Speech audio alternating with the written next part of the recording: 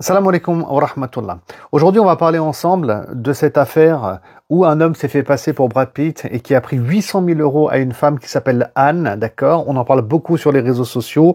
Les gens se moquent de Anne. Enfin bref, hein, les gens sont très imaginatifs d'ailleurs. Donc, on va parler de ça. Qu'est-ce qu'on doit comprendre? Nous aussi, en tant que croyants et musulmans, franchement, je pense qu'il faut se positionner sur cette question-là, hein. Mais avant tout, je rappelle bien sûr que vous pouvez suivre, pour ceux qui sont intéressés bien sûr, des cours sur la vie du prophète Mohammed sallallahu alayhi wa sallam que je propose sur ma chaîne YouTube. Au niveau 1, c'est très important, plus de 70 heures de cours avec des enseignements spirituels contemporains des cartes, et tous ceux et toutes celles qui veulent vraiment comprendre leur religion sous le prisme de la Sira, ils sont la bienvenue bien sûr.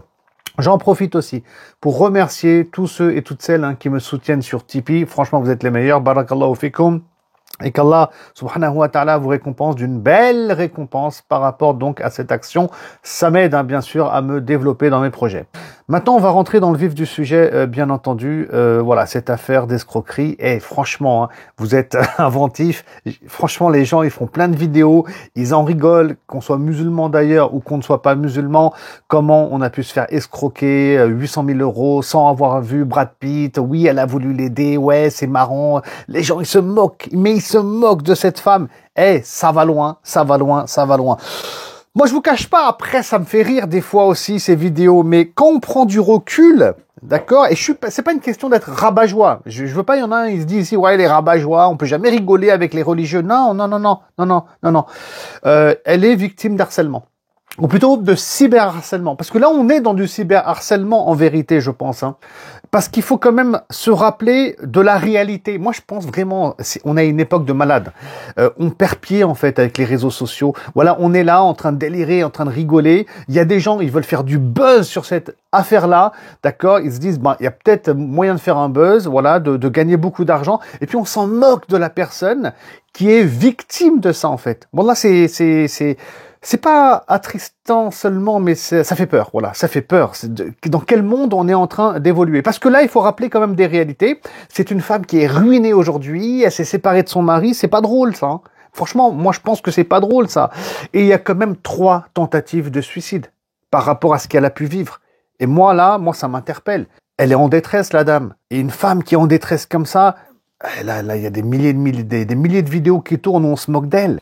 Franchement, en tant que musulman et en tant que croyant, Anne est un être humain. On ne peut pas agir de la sorte, c'est pas possible.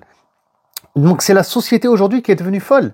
Pour faire du buzz, pour faire de l'argent, pour faire rire, peut-être pour aussi... alors, c'est peut-être aussi pour se décontracter, parce qu'on en a marre de la société, de la vie, le travail, on va faire le malin. Non, il y a aussi cet effet de groupe qu'on va retrouver sur les réseaux sociaux. Tout le monde s'y met, donc nous aussi on va se lâcher. Chacun il veut être plus inventif que l'autre.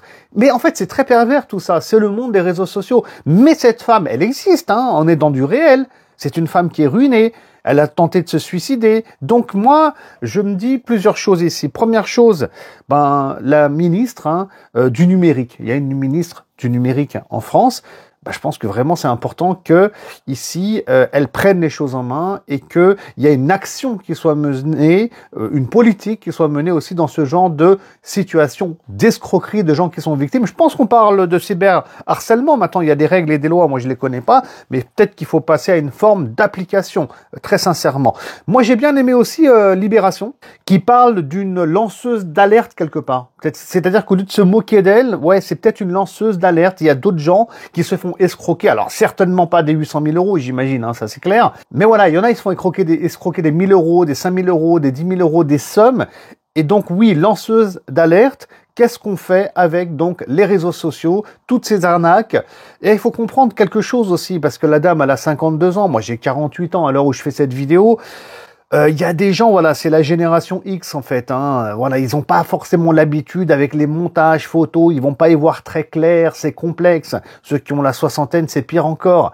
D'accord, donc il faut comprendre qu'il y a des gens, effectivement, qui ont un certain âge, qui n'ont pas connu le monde d'Internet pendant leur adolescence et leur jeunesse, qui ne sont pas forcément conscients de toutes ces arnaques qui peuvent circuler aujourd'hui. Voilà, il y a des gens qui sont, c'est vrai, très très intelligents quand il s'agit de voler et d'arnaquer.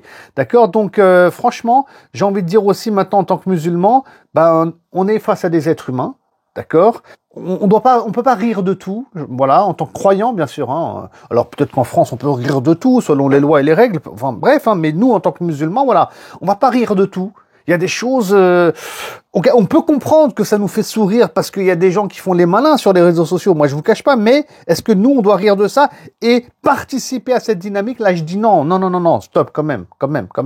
Hein, il faut aider. En islam, nous, ce qu'on sait, c'est qu'on apprend à aider son prochain, d'accord, qui en plus veut se suicider, qui est ruiné.